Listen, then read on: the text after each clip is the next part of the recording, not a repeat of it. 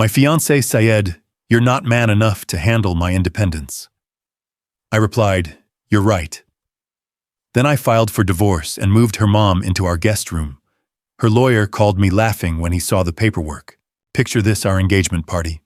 Crystal clinking. My fiancé toasts to Noah, then ice in her voice. But let's face it, my success makes him insecure. Silence. Humiliation served cold. I met her gaze, held my glass high. Couldn't agree more. Under the table I texted, "Operation Checkmate is live." She thought she'd won the battle, but I was already ending the war. My fiancée raised her glass at our engagement party, the room buzzing with laughter and clinking crystal. Everyone was there, her friends, my colleagues, even her estranged mom I'd invited as a quiet olive branch. Olivia beamed radiant in her designer gown, the one I'd surprised her with last month. She started strong. "To Noah, my rock, the man who's always had my back." Cheers erupted. Then she pivoted, her smile sharpening like a blade. "But let's be real, folks. It's tough for some guys when their girl starts outshining them. Noah gets a little threatened by my success. Fragile male ego, am I right?" The room froze. Whispers died. Eyes darted to me. Her words hung there, a public gut punch wrapped in a joke. I could feel the heat of 100 stares, but I didn't flinch. I met her gaze, steady as ever, and lifted my own glass. "You're absolutely right." A ripple of awkward chuckles. She blinked, thrown for a split second, but recovered with a laugh. Under the table, my thumb tapped out a quick text. "To Patricia, the spare room's ready. Game on." That night after the party, I sat alone in my office downtown, the city lights blurring into streaks beyond the window. I'm Noah, 36, a financial analyst at a mid-sized firm in the heart of the skyline. My days are spreadsheets and projections, turning chaos into order one column at a time. It's steady work, the kind that pays for the condo I bought 5 years ago solely in my name before Olivia ever stepped into the picture. Paid off the mortgage last year with a bonus I'd socked away. No loans, no liens, just mine. We met 2 years back at a networking event. She was across the room, sharp in a tailored blazer, pitching her PR ideas to a cluster of execs. Olivia, 33 now, with that quick laugh and eyes that locked on like she already knew your secrets. I bought her a drink after. We talked late into the night, her dreams of climbing the ladder, my quiet satisfaction in building something solid. It felt real. Easy, even. I supported her from the start. Dinners after her long days, proofreading pitches when she hit a wall. When she landed that first big client, I was the one popping the champagne, toasting her fire. Things shifted 6 months ago, right after her promotion to senior exec. The raise bumped her salary, and suddenly the world narrowed to status symbols. Designer bags on credit weekends at exclusive brunches where the tab ran into hundreds. She started talking independence like it was a badge loudly to anyone who'd listen. But it wasn't the kind built on her own terms. It was performative, laced with this edge, like she needed to prove she didn't need me. Or anyone. That's when the vipers slithered in. Her new inner circle, Mia, Emma, a couple others from the agency. Divorced or freshly single, all preaching this gospel of empowered singledom over bottomless mimosas. They called themselves that, half-joking a pack that struck fast and left you questioning your own sanity. Mia with her yoga retreats and passive-aggressive texts. Emma, the one who'd upgraded after her ex's settlement. They filled Olivia's head with stories, men as obstacles, support as suffocation. "Why share finances? That's just control in a suit," Mia would say, swirling her wine. Olivia echoed it back at me over dinner one night. I suggested we review our joint savings for the wedding fund. She shot me down. "I don't need your oversight, Noah. I handle my own empire." The red flags piled up like unchecked receipts. There was the time I planned a quiet weekend with my folks, her first real meet the family since the ring. She bailed for a Viper empowerment retreat in the hills. "It's for my growth," she said, packing her Louis Vuitton. "I get self-care. Hell, I encouraged it." But when I asked about rescheduling, she laughed it off. "Don't be so needy. Real women prioritize themselves." Or the nights she'd come home late from their girls' nights, tipsy and ranting about how my steady job was adorable but limiting. Adorable. Like I was a puppy, not her partner. I brushed it off at first. Made excuses in my head, stress from the promotion, adjusting to the spotlight. But deep down I saw it. She was borrowing their bitterness, weaponizing it against the very stability I'd offered. Our conversations turned into monologues. Her victories mine to applaud my input dismissed as overthinking. The condo, she started calling it our place in front of friends eyeing upgrades I'd never greenlight. Never mind that every mortgage payment, every reno came from my account. Hers went to the lifestyle, the image. By the time the engagement party rolled around, the cracks weren't just visible, they were fissures. I'd invited Patricia on a whim, her mom estranged for years, after some family blow-up Olivia never detailed. Thought it might bridge something, show I was all in. But as Olivia raised that glass, twisting the toast into a public emasculation, it hit like the final fracture. Fragile male ego, outshining me. The room's silence echoed in my chest, but I didn't explode. Didn't argue. I just exhaled. Game over. And in that exhale, something clicked, a quiet realization I'd been circling for months. Walking away isn't defeat. It's the ultimate power move. See, society sells us this myth that strength means fighting tooth and nail, screaming your case until you're hoarse. But the real masters, they exit stage left silent as a shadow, leaving the chaos to spin without them. It's not running, it's redirecting your energy where it counts toward the board you control, not the one rigged against you. Psychologists call it strategic disengagement. You assess, you pivot, you conserve your fire for battles worth winning. No drama, no spectacle, just the cold math of self-preservation. In that moment, as her words landed like cheap confetti, I chose it. Not out of hurt, but clarity. The art of the silent exit isn't weakness, it's the checkmate no one sees coming. It hands the narrative back to you whole and unscarred. That choice settled over me like a cool fog sharpening everything. The party blurred into goodbyes. Her arm looped through mine like nothing had shattered. We drove home in silence, her scrolling feeds me mapping the next play. By morning, the plan was forming, methodical, airtight. But that's a story for after the dust settled. For now, know this: what started as love had curdled into something transactional, and I wasn't about to let it claim what I'd built. The real work, it began with that one unspoken vow, her game, my rules. The drive home from the party was a study in contrasts. Olivia chattered about the vibes and who said what, her hand occasionally brushing my arm like we were still the golden couple. I nodded along the weight of that text, to Patricia burning a hole in my pocket. By the time we pulled into the garage, she'd crashed out on her side of the bed, phone glowing with Viper likes. I didn't sleep. Instead, I slipped into the office, the door clicking shut like the first move on a board I'd already mapped. First things first. The email to Ethan.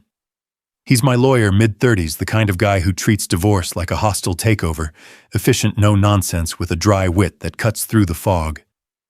We'd talked contingencies months ago, just in case. Noah, he'd said back then, premarital assets are your fortress. Build the moat now. Subject line, initiate separation protocol. Body basic facts, the party toast, the shift in her priorities, my intent to dissolve quietly. Attach prenup draft, condo deed, joint account statements. Hit send at 2 a.m. His reply pinged back in under an hour on it. Papers drafting by dawn. Let's bury this clean. With that locked, I turned to the vendors. The wedding was 3 months out, deposits scattered like breadcrumbs across florists, caterers, venues. $100,000 sunk in good faith. But here's the smart play, and trust me, if you're ever staring down a broken aisle, listen up.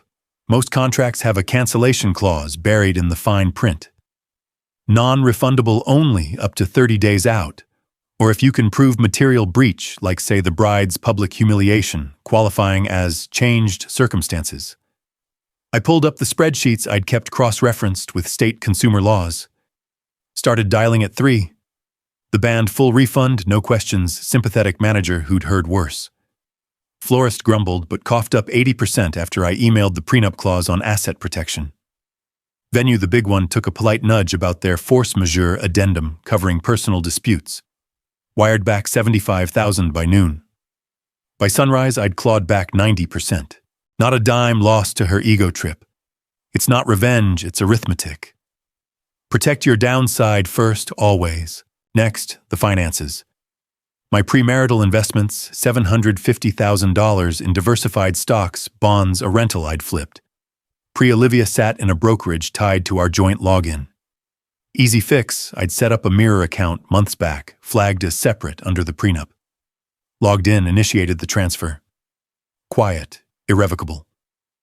No alerts to her side unless she checked, which she never did. Watched the balances shift in real-time, green confirmations popping like quiet victories. Cold clarity settled in, then the kind that hums like a well-tuned engine. No rage, no second-guessing. Just the logic of it. She'd leaned on my stability while preaching her empire. Time to let the pillars stand alone. But the real gambit, Patricia. I'd met her once briefly at that awkward family dinner Olivia had tolerated last year. Late 60s, soft-spoken with laugh lines etched deep from years of quiet endurance.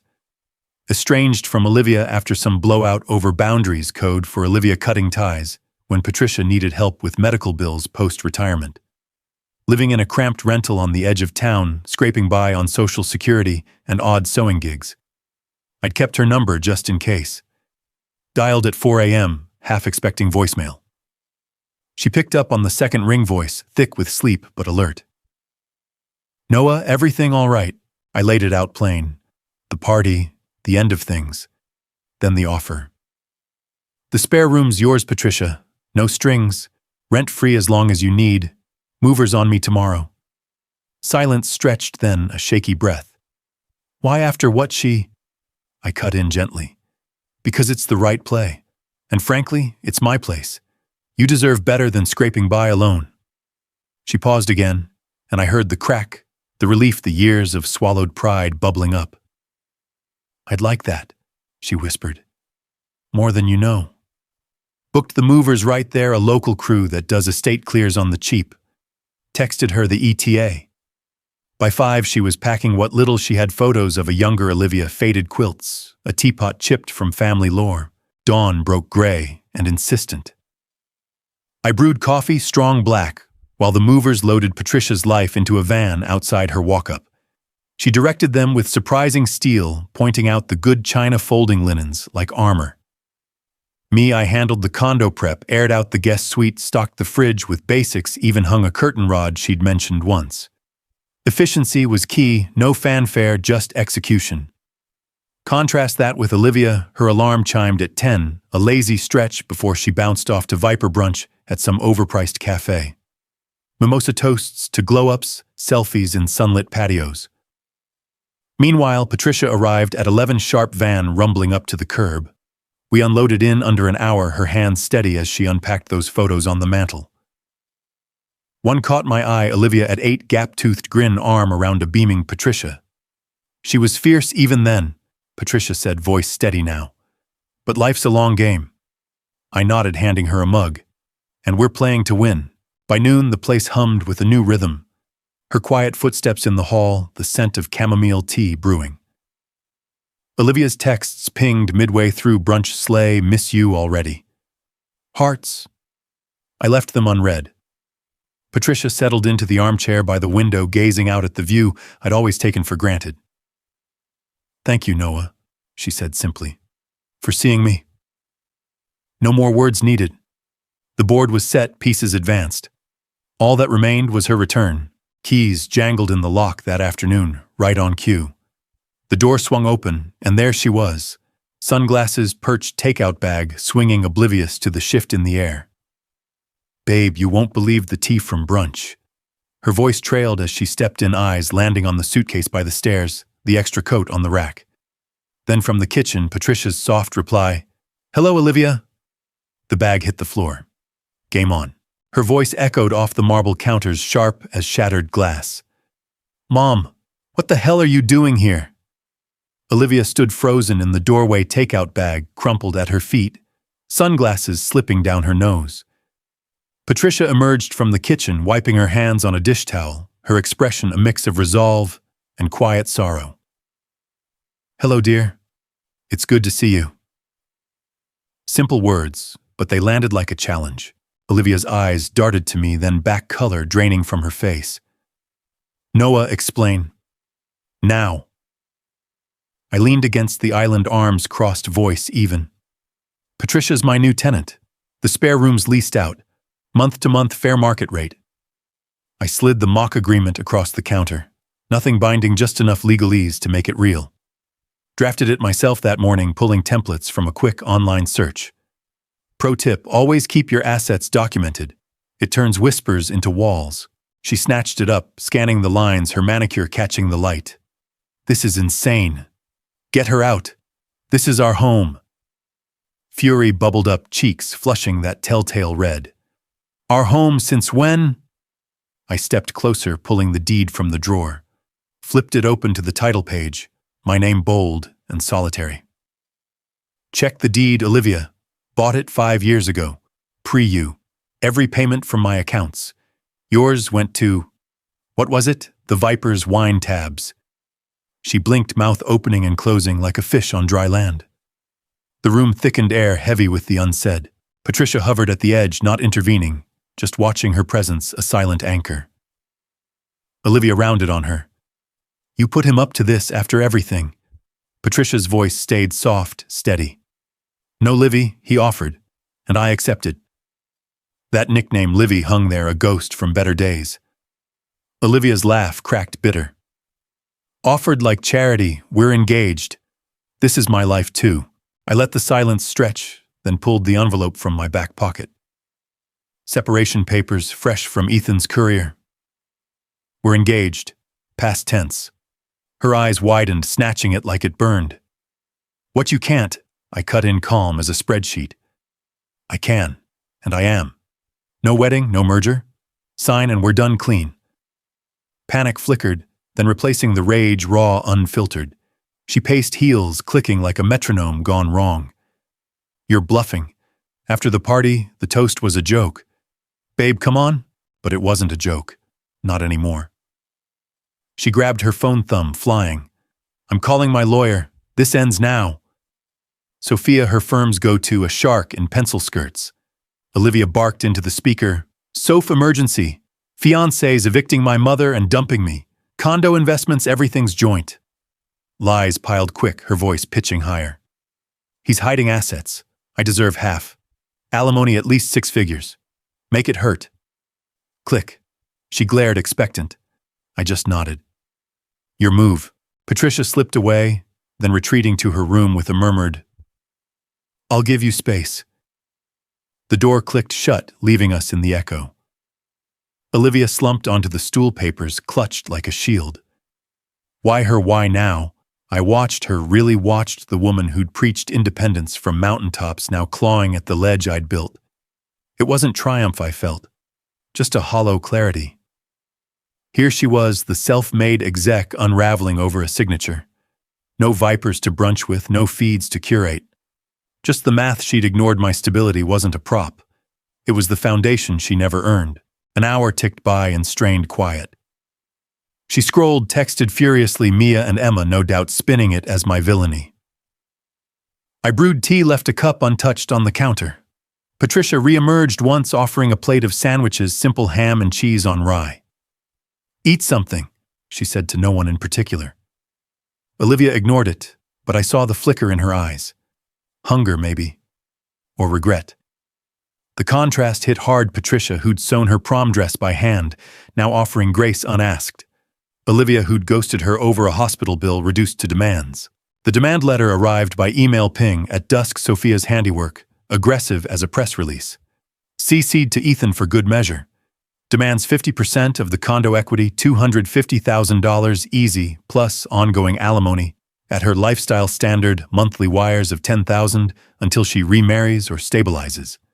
Emotional labor, cited years of partnership investment. I forwarded it straight to Ethan. His reply, laughter emoji, first, then the counter. 15,000 lump sum. Covers any joint frivolities. Take it or litigate the lease on Mom's room. Sent. Olivia's phone lit up with the chain. She read, face twisting. 15. That's a joke. I shrugged. Math, not malice. Condo's mine. Investments premarital. You contributed 0 to the principal? Check your statements. She hurled the phone down screen, cracking on the tile. This is theft. I'll drag you through court. The Vipers know people, media. You'll be the insecure ex who... Words failed, dissolving into a sob. Not pretty, not performative. Real, ragged. I didn't comfort. Just observed the independent woman exposed, desperate for the assets she'd mocked, the security she'd called fragile. Ethan called as she stormed to the guest room, our old bedroom now, I supposed. Noah, solid ground. But heads up, she's looping in her boss for leverage. PR spin. I glanced at Patricia folding linens in the living room, her back straight despite the years. Let her. I've got additional leverage. A pause on his end, then a low chuckle. The recordings, I confirmed, voice dropping. Legal one-party consent. Her own words, Viper brunches and all. Walking ATM, remember? He whistled. Checkmate material, hold for mediation. We'll bury it poetic. Olivia emerged later, eyes puffy, makeup streaked. We can fix this. Talk. But the board had shifted. Patricia poured tea in the dim light, her quiet dignity a counterpoint to the storm.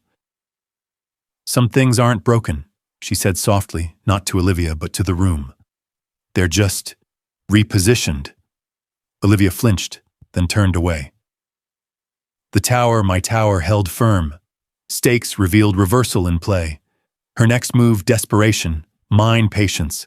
The real reveal was coming. The mediation room smelled like stale coffee and fresh printer ink, the kind of neutral space designed to keep tempers leashed. Neutral ground, they call it. Hardwood table, stiff chairs, a mediator named Carla, mid-40s, no-nonsense Bob, who shuffled papers like she'd seen 1,000 of these unravelings. Olivia sat across legs crossed that entitled tilt to her chin, like she owned the outcome. Fresh blowout power suit hugging her frame, the Viper's latest pep talk probably echoing in her head. Own it, girl. He's bluffing. Me, I sat beside Ethan, hands folded, breathing even, composed. The board was mine. No need for theatrics. Carla kicked off with the basics. Joint statements, timelines, the usual dance. Sophia jumped in first, Olivia's lawyer, 30s, sharp Bob, the aggressive type who bills by the scowl. She leaned forward, voice honeyed venom. Let's start with the sacrifices. Olivia's poured years into this partnership, emotional labor networking that boosted Noah's profile at events. She deferred her own projects to support his career stability. And now facing this abrupt end, she's entitled to equitable division. The condo community property under common law.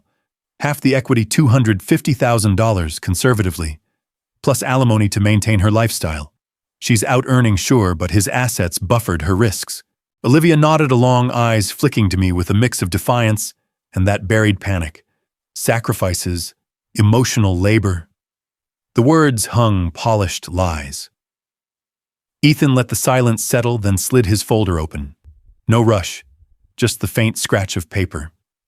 Appreciate the opener, Sophia, but let's ground this in facts. He fanned the documents like a dealer's hand. Condo deed, first time stamped, 5 years, pre-engagement, my signature, solo mortgage history attached.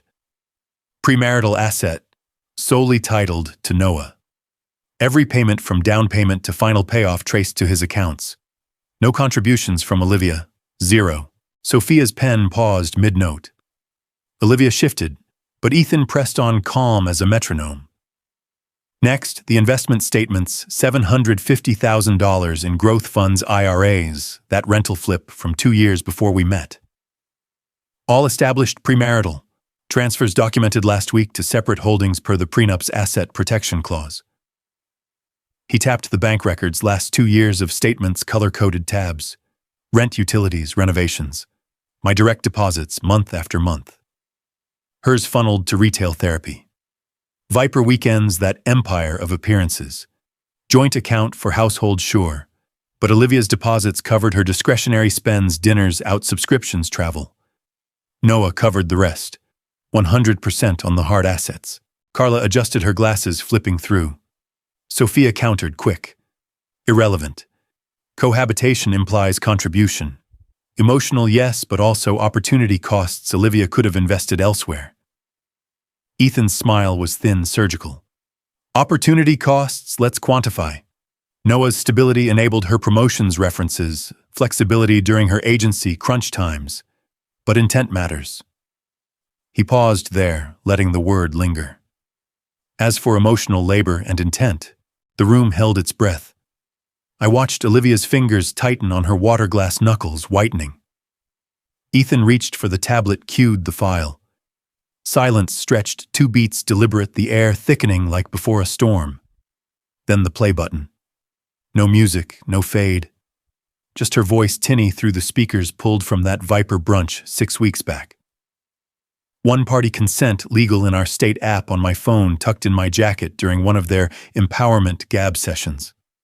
I'd stepped out for air. She didn't notice. Didn't. I'm walking ATM, honestly. Guys like Noah, steady, sure, but predictable. Half his portfolio's mine by default. Prenups just paper. Vipers stick together.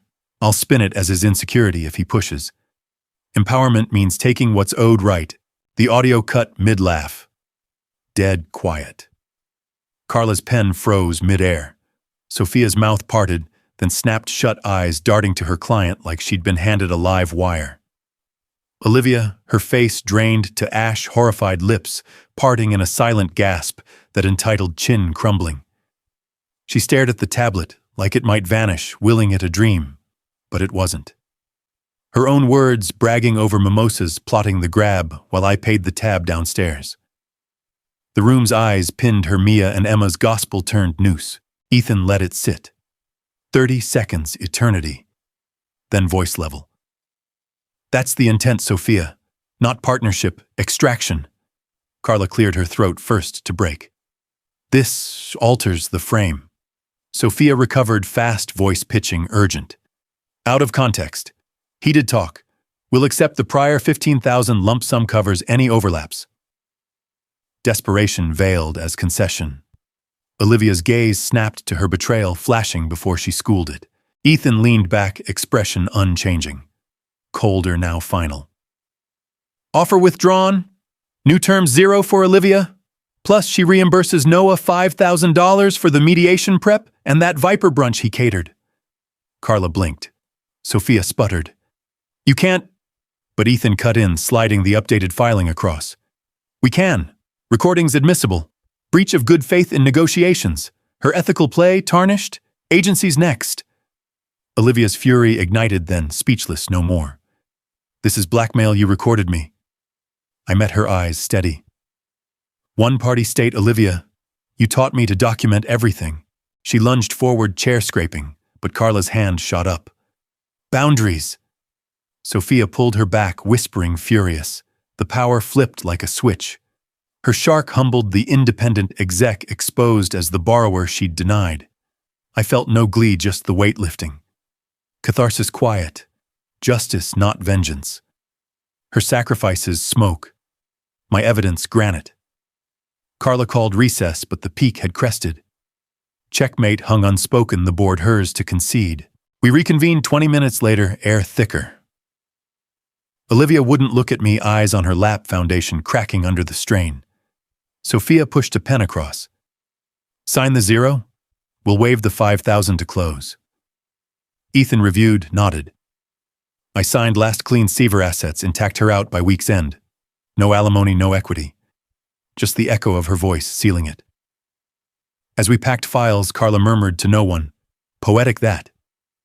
Olivia bolted first, heels echoing down the hall like retreating thunder. Ethan clapped my shoulder outside, grin breaking. Clean kill. Recordings were gold, legal damning. She'll think twice before the next brunch. I nodded, the skyline sharp against the afternoon haze. Satisfaction settled, intense but measured. Not the burn of revenge, but the cool rush of vindication. She'd mocked the fragile ego, chased the glow-up on my dime. Now her empire naked. Mine stronger, unscarred. The twist landed her words, her fall. Karma's quiet arithmetic. The fallout hit like dominoes in slow motion, each one toppling with the precision of a plan long plotted. Olivia stormed out of mediation that afternoon, slamming the conference room door hard enough to rattle the water cooler. Sophia trailed hissing apologies into her phone about unforeseen evidence. I gathered my files, shook Carla's hand, and walked out into the crisp air feeling lighter than I had in months. Ethan lingered by the elevator, scrolling his tablet. "She's digging her own grave," he said, voice low. "Refused the zero fine. We're filing the recordings as exhibits. Admissible ironclad." I nodded. No rush. The cascade would do the work. By evening, the first wave crashed. Olivia's agency, that glossy PR firm she'd clawed her way into, got wind fast. David, her boss, a no-frills type in his 50s, with a nose for scandals, called her in. Ethical breach, he termed it. Leaking client confidences, no. But recordings of her plotting asset grabs over empowerment brunches. That's poison for a firm built on trust. She texted me at 8, a barrage. "You leaked it." "Sabotage, I'll sue for defamation." I archived them unread. Ethan's update came cleaner termination letter drafted. Severance minimal 2 weeks, no references. Her lifestyle standard evaporated overnight. No more corner office, no more expense account lunches. Just a cardboard box of desk trinkets and a security escort to the door. Word spread like bad perfume. The Vipers, Emma, the echo chamber that had fueled her fire, caught the scent by morning. Group chat screenshots hit Ethan's inbox, courtesy of Emma herself. A twist I hadn't banked on, but welcome she'd flipped, forwarding threads of Olivia's boasts. "Told you she'd bag half the condo, walking ATM secured." Laughter emojis, wine glass clinks. But now silence from the pack. Mia unfollowed first, then blocked. Emma's leak came with a note, "Not getting dragged down. Sorry, not sorry."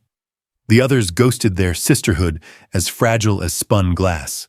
No more retreats, no brunches, just radio quiet when Olivia pinged for bailouts. Social capital, you see, isn't wealth. It's leverage borrowed from those who'll cut ties the second you stop shining.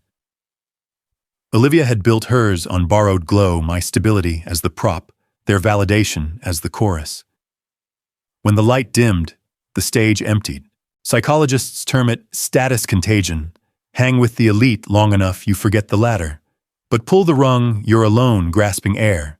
It's why networks like hers collapse inward, no roots, just vines. One drought, and they wither. Olivia learned it the hard way, dialing ghosts who screened her calls. Desperation echoed in her voicemails left on my blocked line via Ethan. "We can talk." The girl said it's fixable. But the nest dismantled. Her empire a house of cards. Facing the ruin, she caved by week's end. Signed the papers in Ethan's office, zero settlement, her signature shaky on the dotted line. Eviction notice served clean, 7 days, personal items only.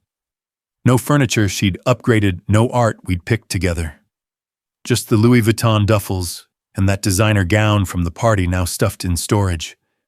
Moving day dawned, rainy fitting.